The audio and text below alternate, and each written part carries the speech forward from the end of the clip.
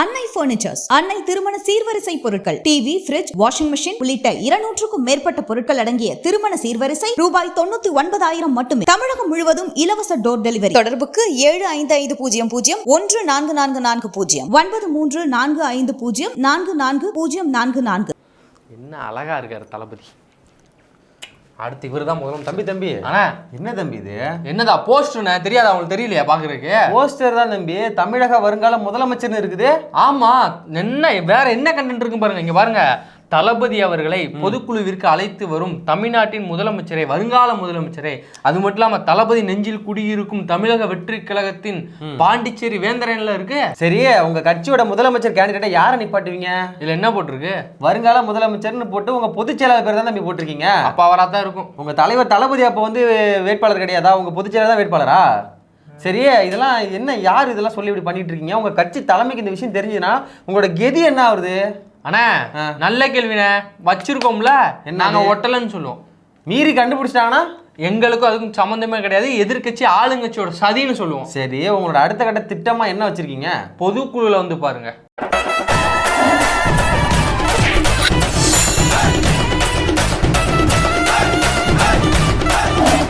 Cloud computing மற்றும் டெவாப்ஸில் முழுமையாக தேர்ச்சி பெற ஆர்வம் உள்ளவரா நீங்கள்? இந்தியாவிலேயே முதல் முறையாக இகாஸ் கிளவுட் 1-to-1 மற்றும் குழு முறையிலும் அனுபவம் மிக்க பயிற்சியாளர்களால் ஆன்லைன் வழியாக வகுப்புகளை வழங்குகிறது. தினசரி மற்றும் வாராந்திர பயிற்சி வகுப்புகள் மூலம் கிளவுட் மற்றும் டெவாப்ஸ் சான்றிதழ்களை பெறலாம். மேலும் தொடர்பு கொள்ள www.ecoscloud.com என்ற இணையதளத்தில் பார்வையிடுங்கள். தம்பி, தமிழக அரசியல் வரலாற்றிலேயே இந்த மாதிரி ஒரு பொதுக்குழு கூட்டம் நடந்ததே இல்லையா? ஆமா, நல்ல ஒரு தரமான சம்பவமா பண்ணிருக்காங்க. என்ன பேச்சு, என்ன ஆரம்பம், என்ன அதிரடியா! மாநாடுல பேச வேண்டியது இப்ப பேசியிருக்காரு. சரி, ஏதோ பேசியிருக்காருல்ல. ஆமா, இவ்வளோத்தெல்லாம் நோட் பண்ணாங்க. அவர் பேசினது என்ன, சட்ட கலர்னு, அது ஆனா யாருமே நோட் பண்ணா நான் நோட் பண்ணியிருக்கேன். நீ யாரு?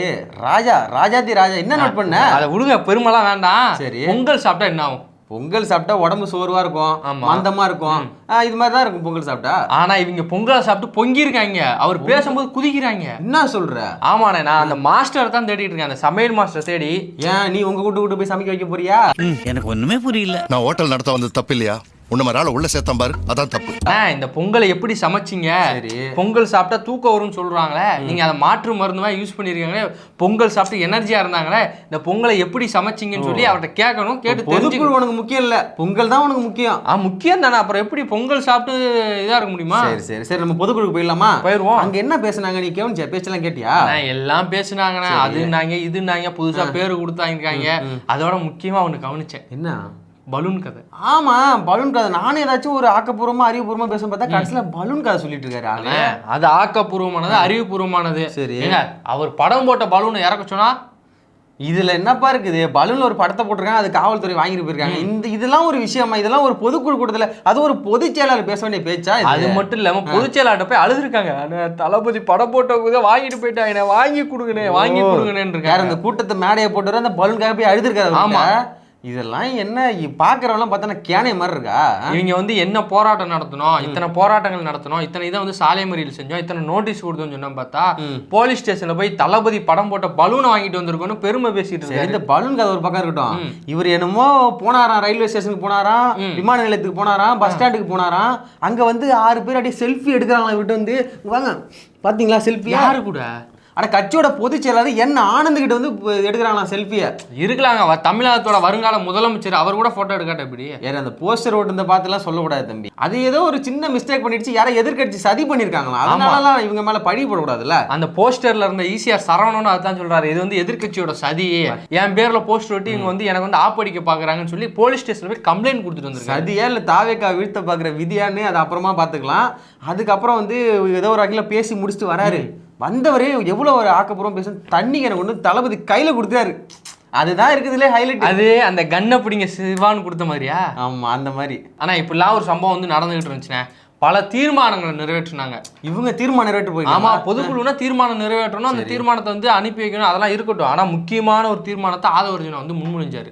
என்ன முன்மொழிஞ்சாரு? என்னன்னு பாத்தீங்கன்னா, இனிமே வந்து தளபதி அப்படிங்கிற பட்டத்தை வந்து அவருக்கு இறக்கி விட்டுட்டு தமிழக வெற்றி கழகத்தோட தலைவர், வெற்றி தலைவர்னு அவருக்கு வந்து பட்டம் கொடுக்குறோம்னா, வெற்றியே பெறல வெற்றி தலைவர்னா இது வெட்டி பந்தா மாதிரி இருக்குப்பா. இது அது இருந்துட்டு போட்டோம். ஆனா வெற்றி தலைவர் நாங்க பேரு கொடுக்குறோம்னு சொல்லி வெற்றி தலைவரும் கொடுத்துருக்காங்க. ஆதவர்ஜுனா பேசிட்டு போனாரா, அப்படியே பின்னாடி புஷியானந்த் வந்தாரு. வந்து 700 கோடி மக்கள் தேடும் ஒரே தளபதி எங்கள் தளபதி அப்படின்ட்டாரு. அது மட்டுமா சொன்னாரு? 10,000 5 பேருக்கு பிரிச்சு கொடுக்கலாம், 1,00,000 100 பேருக்கு பிரிச்சு கொடுக்கலாம்னு சொல்றாரு. என்ன கணக்கு இது? 1வது படிக்கிற பையன் கூட ஒழுங்கா கணக்கு போடுவான். 10,000 5 பேருக்குனாரு, 1,00,000 100 பேருக்கு சொல்றாரு. கணக்கு எங்க சரியா வருதுன்னு நினைக்கிறியா? இல்ல 10,000 5 பேத்துக்கு 1,00,000 100 பேத்துக்குன்னா, ஆனா இவர் தானே பல வருஷமா கணக்கு பார்த்துட்டு இருக்காரு. கட்சி கணக்கு சொல்றியா? கட்சி கணக்கு பல கணக்கு போறதுல பல கில்லாடியா இருப்பாரு. அதனால தானே இவ்வளவு பெரிய இடத்துக்கு கொண்டு வந்திருக்காரு. சரி, ஒரு கட்சியோட பொதுச் செயலரா இருக்காரு, நிறைய பேசுவாருன்னு பாத்தீங்கன்னா பலூன் கதை, 10,000 ரூபாய் கதை, போஸ்டர் ஓட்டுனது, செல்ஃபி எடுத்தது, இதெல்லாம் பொதுக்குள்ள பேச வேண்டிய பேச்சா தம்பி? இல்ல பேசி அவங்க என்ன செய்ய போறாங்கன்னு நினைக்கிறீங்க? பேசுறது எல்லாமே காப்பி அடிச்சு பேசுறாங்க. யாரை பார்த்து காப்பி அடிக்கிறாங்க? பல பேர்த்திட்ட இருந்து காப்பி அடிக்கிறாங்க. இன்னைக்கு புதுசா காப்பி அடிச்சு. அவர் என்ன மாதிரி பேச இந்த டைம் துண்டு சீட்டே இல்லாம பேசிருக்காரு. அவரை போய் நீ இப்படி பேசலாமா? எல்லா தடவையும் துண்டு சீட்டை பார்த்து பேசுறா சொன்னீங்களா? ஆமா. இந்த தடவை சீட் எடுத்து வந்திருக்காரு. A4 seat. சீட்டே இல்லாம திமுகவோட சீட்டை கிளிக்கிற வேலை பார்த்துட்டு இருக்காரு. ஆனா இன்னொரு பக்கம் வந்து பேசுனது மிகப்பெரிய விமர்சனத்துக்குள்ள இருக்கு. என்னன்னு சொல்லி பாத்தீங்கன்னா, ராஜ்மோகன் அவர்கள் இருக்காரு, நம்மளோட அண்ணன் தான், முன்னோடியர் ஏதாவது வச்சுக்கலாம். அவர் வந்து சொல்லியிருக்காரு, தாய்ப்புலி அடுத்து வந்து தாய்ப்புலி வந்து உரும்ப போகுது. ஃபர்ஸ்ட் எப்படின்னா, குட்டி புலி பேச்சே எப்படி இருக்குன்னா, அப்ப எங்க தாய்ப்புலி பேச்சு எப்படி இருக்கு பாரு. இந்த டைலாக்ல எங்க கேட்ட மாதிரி இருக்கு தம்பி. எங்கேயுமே கிடையாது, நாம் தமிழ் கட்சியோட மேடையில கேட்டது. ஓ, அவங்கள வந்து தாய்ப்புலி, எங்கள் தாய்ப்புலின்னு சொல்லி தான் சீமானே மேடைக்கு அழைப்பாங்க. அதை பார்த்து எடுத்திருக்காங்களோ? அதையும் காப்பி அடிச்சுட்டாங்க, கொடியும் காப்பி அடிச்சிட்டாங்க, கொள்கையும் காப்பி அடிச்சிட்டாங்க. இங்க காப்பி அங்க paste. What bro, it's very wrong bro. இவ்வளவு தம்பி ஃபீல் பண்றாரு. எல்லாத்தையும் அங்க இருந்து காப்பி அடிச்சுன்னா எப்படி ப்ரோ? சரி, அவங்க தான் நாம் தமிழ் வந்து புலி வச்சிருக்காங்க, அதை சரி இதை பயன்படுத்துறாங்க. வேற எவ்வளவு விலங்குகள் இருக்குல்ல, எவ்வளவு வைக்கலாம்ல. வேற இந்த சிறுத்தையை வச்சா அது அவரு வச்சிருக்காரு, கோச்சுக்குருவாரு. அப்படியா? ஆடு வச்சா அவருக்கு வச்சுப்பாரா? சரி, மாடை வச்சுட்டு போ, அது யாரும் வச்சிருக்கீங்களா? அது யாரும் வைக்க முடியாது, அது வேற ஒரு குரூப் வச்சிருக்கு. சரி, அப்படி இல்லையா, எலியை வச்சுட்டு போ. இல்ல அவங்க சின்ன யானை, இது அந்த தும்பிக்கை தூக்குமா அந்த யானையா? பாம்பு மாதிரி இருக்குன்னு. இது பாம்பு மாதிரியா இருக்குது.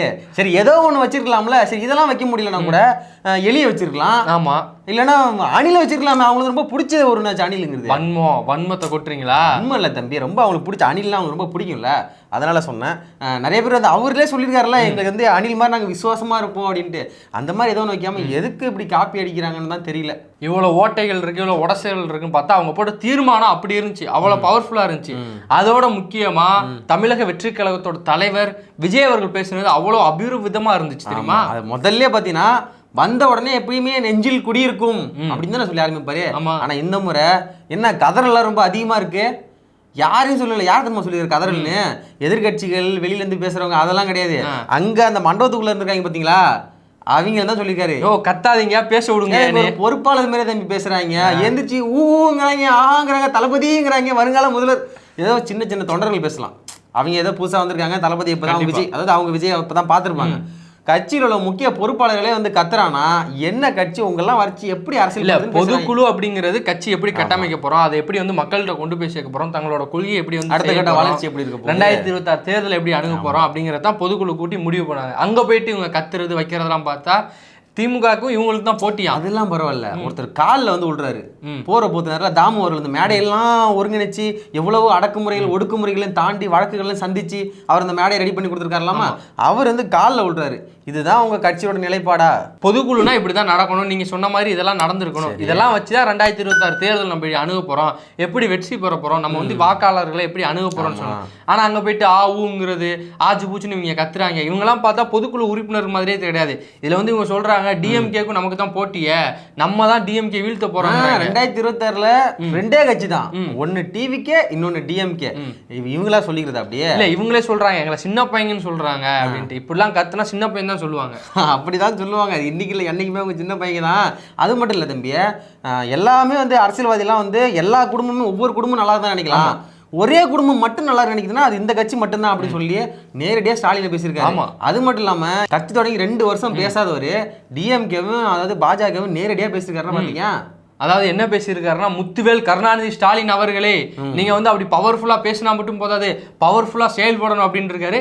மோடிஜியை பார்த்து என்ன சொல்லியிருக்காங்க, கேர்ஃபுல் ஜி, இது பல பேருக்கு தண்ணி காட்டின மாநிலம், கேர்ஃபுல்லா இருங்க ஜின்னு இருக்காரு. முன்னாடி வந்து இந்த அவர்களே இவர்களே இதெல்லாம் நமக்கு எதுக்குங்க, நம்ம எல்லாம் ஒண்ணுங்க சொன்னாரு. இப்ப என்ன அவர்களே இவர்களே? இருந்தாலும் இது மாற்று கட்சியில, அதனால அவர்களே இவர்களே சொல்லிக்கலாம். இவங்களோட நிலைப்பாடை இவங்களே கடைபிடிக்காம இருந்தா அப்படி எப்படி மற்றவங்க கடைபிடிப்பாங்க? சரி, இப்படிலாம் ஒரு பக்கம் பேசிட்டு 2026ல இதுவரைக்கும் வரலாற்றிலே சந்திக்காத ஒரு வித்தியாசமான தேர்தல் வந்து தமிழகம் சந்திக்க போகுதுன்னு சொல்றாரு. அப்படி என்ன தேர்தலை சந்திக்க போகுது? எனக்கும் தெரியல. இல்ல, எனக்கு தெரியும். ஏன்னா இந்த மாதிரி அணில் கும்பலை வச்சுக்கிட்டுலாம் அரசியல் வந்து இது வரைக்கும் தமிழ்நாட்டில் நடந்ததே கிடையாது. விஜயோட இந்த அரசியல் முடியும். இதுக்கப்புறம் நடிகன்ற ஒருத்தன் வந்து கட்சி ஆரம்பிச்சு வரவும் கூடாது, இங்க வந்து எதுவுமே செய்யக்கூடாது, அதனால வந்து முடிச்சு விட போறாங்க போல இருக்கு. அது மட்டுமா பேசியிருக்காரு, தமிழ்நாடு வந்து பல பேருக்கு தண்ணி காட்டியிருக்கு, அதனால உங்க இதெல்லாம் வந்து ஒண்ணுமே பண்ண முடியாது அப்படின்னு சொல்லியிருக்காரு. அது மட்டும் இல்லாம ஆவுனா லியோ கூப்பிடுற மாதிரி கூப்பிடுறாங்க அப்படின்ட்டு அவரே கை தட்டி அவரே சிரிக்கிறாரு. நாடில் உள்ளவங்க தானே இவர் பேச்சு கேட்டு அவங்க தான் வந்து கை தட்டணும், யாரும் தட்டல போல இருக்கு, அவங்க தான் கத்திட்டே இருக்காங்களா, அதான் இவரே கை தட்டிட்டு நினைக்கிறேன். அதை விடுங்க, அந்த தண்ணி காட்டுற மேட்டர் இருக்குல்ல, இப்பதான் நமக்கு ஒண்ணு ஞாபகம் வருது. தண்ணி காட்டியிருக்கோம், பல பேருக்கு தண்ணி காட்டியிருக்கோம்னு சொல்றாருல. பக்கத்து மாநிலம் கர்நாடகா, அதுக்கு பக்கத்து நாடம் கேரளா. அங்க இருந்து நமக்கு எவ்வளவு காவேரி பிரச்சனை இருக்கு, பெரியார் பிரச்சனை இருக்கு, அதெல்லாம் பேசியிருக்காரா? இல்ல இந்த தீர்மானங்கள் அதெல்லாம் கொண்டு வந்திருக்காங்களா? பொதுக்குழுல அதெல்லாம் பத்தி பேசியிருக்காங்கன்னா எங்கேயுமே கிடையாது, பேச மாட்டாங்க. ஏன்னு கேட்டீங்கன்னா ஜனவரிக்கு அப்புறம் தான் பேசுவாராம். ஏன்னா அங்கேயும் இங்கேயும் படம் ரிலீஸ் ஆகுது, இன்னும் 20 நாள் தானே, அதுக்கப்புறம் வந்து பேசுவாரு. அது மட்டுமா, இது வரைக்கும் மோடி பேரை சொல்லாதவரு ஏன்ஜி தமிழ்நாடு தமிழர்கள்னா உங்களுக்கு அலர்ஜி அப்படின்னு சொல்லியிருக்காரு. என்னமா டைலாக்ப்பா, சினிமாவே மிஞ்சிடுச்சு. யார் இந்த டைலாக் எழுதி கொடுத்து நினைக்கிறீங்க? சினிமால இருந்து எழுதி கொடுத்தாங்களா? அப்படியா?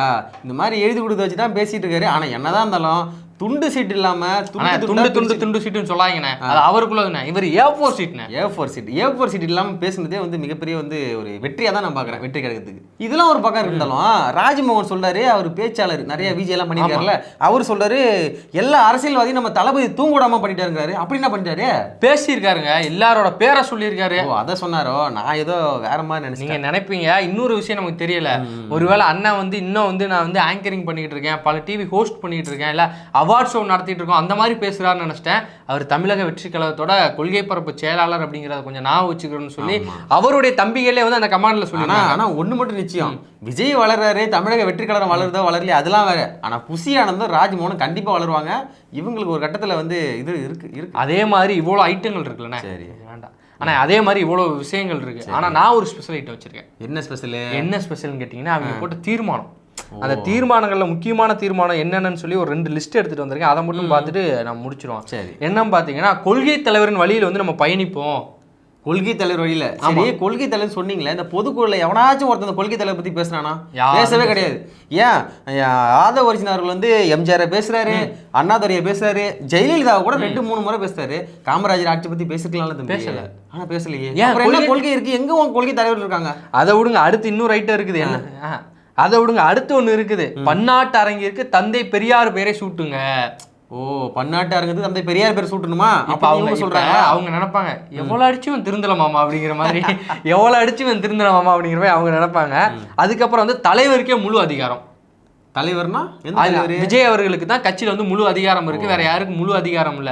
இல்ல அப்ப வருங்கால முதலமைச்சர் இருந்தாரு அவரு, அதுக்கு தான் சொல்றாங்க தலைவருக்கு தான் முழு அதிகாரம் இருக்கு, எல்லாம் அமைதியா இருங்கன்னு சொல்றாங்க. எனக்கு புரியல, ஒருவேளை ஒரு கட்சியோட தலைவருக்கு வந்து முழு அதிகாரம் இருக்குன்னு நீங்க ஒரு தீர்மானம் நிறைவேற்றீங்கன்னா மத்த யாராவது இன்ஃபுளுன்ஸ் பண்றாங்க. தலைவருக்கு முழு அதிகாரம் இருக்கிறதுனால அவங்க தாய் தகப்பன் கொண்டு வந்து எதிரில் உட்கார வைக்க எல்லா மேடையிலையும். அப்படி அந்த அதிகாரம் உட்கார வைக்க முடியுமா? இல்ல, இன்னொரு கேள்வி இருக்குல்ல, யாராவது இன்ஃபுளுன்ஸ் பண்றாங்களா? மத்த கட்சி மத்த சக்திகள் யாராவது கட்சிக்குள்ள பண்ணலாம்? ஒன்றும் பண்ண முடியாது தம்பி. அவருடைய வந்து அட்மின் வந்து இன்னைக்கு வந்து பாருங்க, அவர் வந்து தகவல் தொழில்நுட்பத்துறையில அவர் ஒரு பொறுப்புல போட்டிருக்காங்க.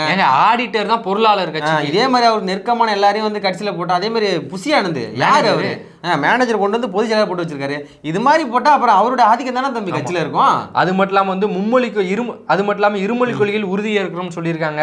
அதுக்கப்புறம் மீனவர் போராட்டத்துக்கு ஆதரவு, அந்த மாதிரியான கொள்கைகள்லாம் போட்டு இதுல வந்து பெருசா எதுவும் சொல்றோம். இதெல்லாம் வரவேற்கிற இது இருந்தாலும் இந்த மாதிரி ஒரு சில விமர்சனங்களும் நம்ம வந்து வைக்க வேண்டியதா இருக்கு. இவ்வளவு நம்ம விமர்சனமும் இருந்தாலும் ஆதரிக்கிற மாதிரி 2 கொள்கைகள்லாம் இருக்குது.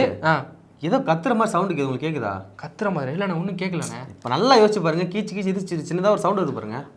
அவங்கண்ணே அணில் கத்திட்டு இருக்காங்கப்பா கீழே. சாட்டை எடுத்து நாட்டை திருத்து